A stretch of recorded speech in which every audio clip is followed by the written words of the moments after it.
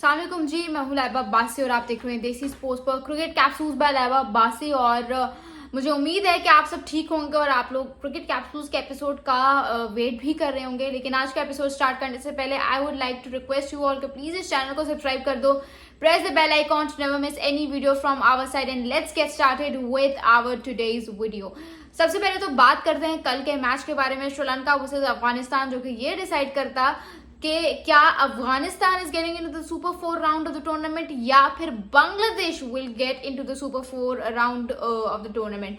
लेकिन इस मैच को भी डिस्कस करने से पहले we all send prayers to Dunith Wellalage his father, ठीक है, जिनकी जो वफात पा गए कल के मैच के दौरान। और बहुत सारे लोग ये कह रहे हैं कि उनकी उनको हार्ट अटैक आया है। हार्ट अटैक तो आया है, लेकिन बहुत सारे लोगों का कहना है कि उनको जब उन्होंने देखा अपने बेटे विलालगे को नबी के हाथों 5 छक्के खाते हुए देख के, मतलब जब उन्होंने देखा कि विलालगे को नबी ने जो है आखिरी ओवर में 5 छक्के मार दिए, तब उन्हें हार्ट अटैक आया। And that heart attack actually became the cause for his demise, for his death.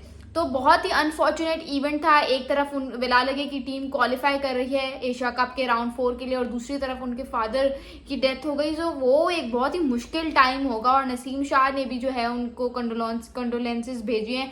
पूरी दुनिया क्रिकेट की कंडोलेंसेस जो है वो उनके साथ हैं। और हम बहुत अफसोसनाक खबर के साथ जो है वो बहुत एक वाकया अनफोल्ड हुआ। लेकिन अब बात करते हैं श्रीलंका वर्सेस अफगानिस्तान। श्रीलंका ने तो वैसे ही क्वालिफाई कर लिया था सुपर 4 राउंड के लिए, लेकिन बात थी कि अफगानिस्तान अगर जीतता तो अफगानिस्तान क्वालिफाई कर जाता, वो बांग्लादेश रह जाता।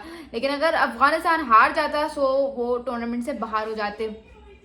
अब अफगानिस्तान ने जो है वो क्वालिफाई तो नहीं किया, बांग्लादेश ने क्वालिफाई कर लिया। लेकिन अफगानिस्तान के लिए थोड़ा सा बुरा भी फील हो रहा है। उसकी वजह यह है कि अफगानिस्तान की टीम अच्छी है, ठीक है, लेकिन हमेशा ये बेचारे by the barest of margin जो है वो रह जाते हैं। उसकी वजह क्या है? उसकी वजह ये कि हमेशा इनका जो ग्रुप है मुश्किल से मुश्किल टीम के साथ बनता है। चाहे आप 2023 के वर्ल्ड कप के बारे में बात करो, 2024 के T20 वर्ल्ड कप के बारे में बात करो या अभी की बात करो, तो बांग्लादेश और श्रीलंका के साथ ये काफी आगे की टीम्स हैं, अपने अपने ग्राउंड हैं, फैसिलिटीज हैं। जबकि अफगानिस्तान बिल्कुल ही, जिसे कहते हैं ना, अपना कोई ग्राउंड है ना अपनी कोई लीग है, तो मुश्किल हो जाता है। लेकिन यार एक अच्छी टीम है, बस ये है कि थोड़ा सा बैटिंग कोलैप्स इनका हुआ है that followed them to the exit of the tournament। वरना Afghanistan is a good team. अगर आप मुझसे पूछो तो मैं चाहती थी श्रीलंका और अफगानिस्तान आए वहां से, लेकिन वही कि बहुत बेरेस्ट ऑफ मार्जिन से जो है वो रह गई है। अगर अपना बांग्लादेश के अगेंस्ट मैच जीत जाते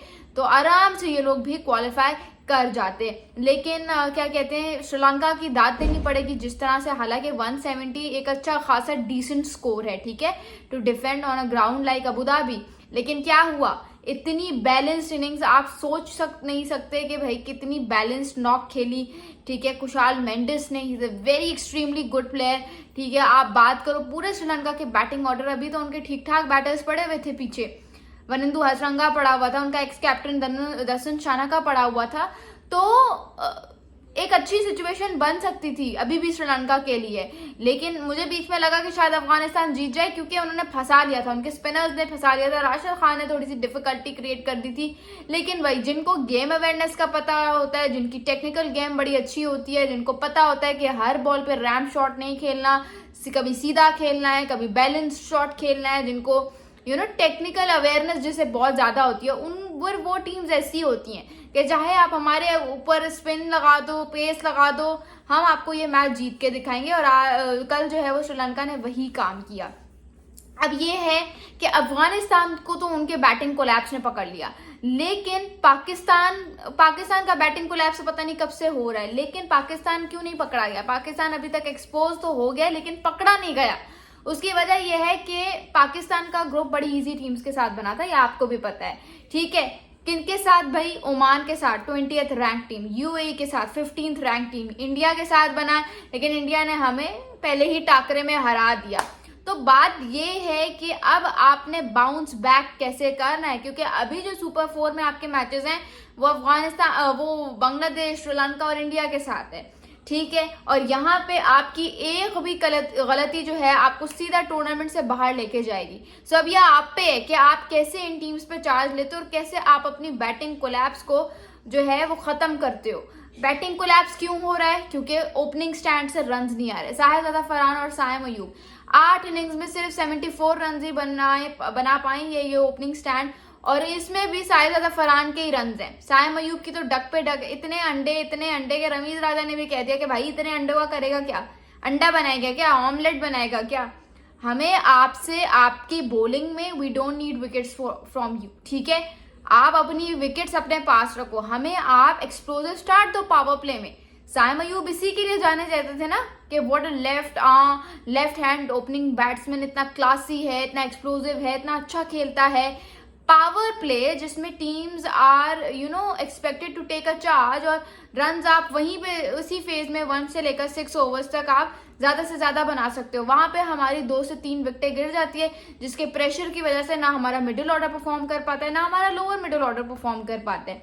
तो साइम अयूब को देखना पड़ेगा कि अगर वो परफॉर्म नहीं करेंगे तो उनकी रिप्लेसमेंट तैयार बैठी है। आपको भी पता है एशिया में रिप्लेसमेंट स्पेशली क्रिकेटर्स की तैयार बैठी हुई होती हैं।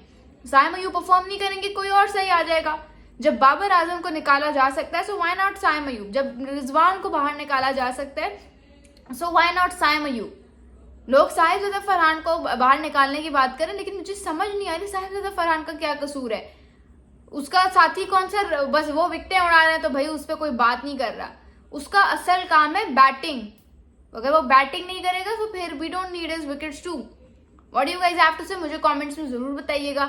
बहुत सारे लोग कह रहे हैं कि शायद जो है वो चेंजेस हों प्लेइंग 11 में, कह रहे हैं कि भाई फखर जमान शायद ओपनिंग कर रहे हैं, कोई कह रहा है हारिस शायद ओपनिंग करें, कोई कह रहा है कि फहीम अशरफ को बिठा के हुसैन तलत को लेके आओ।